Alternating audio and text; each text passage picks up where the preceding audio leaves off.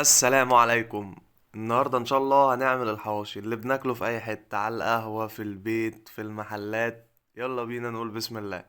هنجيب عندنا نص كيلو لحمة مفرومة، وهنديله بصلاية وقرن فلفل رومي اخضر، ويا سلام بقى لو عندك قرن فلفل رومي احمر هيخلي طعم اللحمة مسكر، وطماطماية.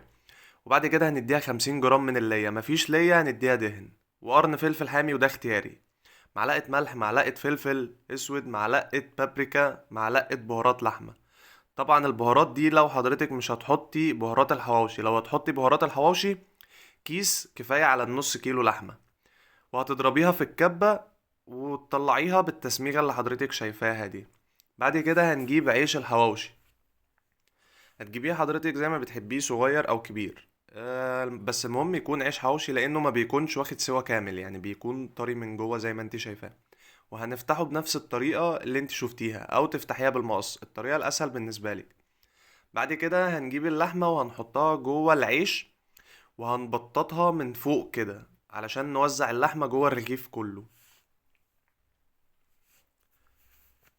بعد كده بقى بولة فيها سمنة سايحة او زبدة او زيت، وهتديها دهنة خفيفة جدا بايدك زي ما انت شايفاها.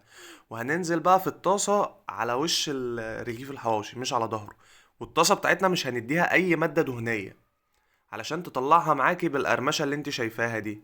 اسمعي كده، اللي هي القرمشة المتوسطة اللي تتحب. بعد كده هنفتح بقى رغيف الحواوشي بعد ما خد سواه، وهندلع بقى، نديها شوية جبنة موتزاريلا، جبنة شيدر، جبنة رومي. وهتاكلي أحلى رغيف حواوشي إن شاء الله. جربوها وإن شاء الله تعجبكم، وما تنسوش تقولولي رأيكم في الكومنتات، وشكرا.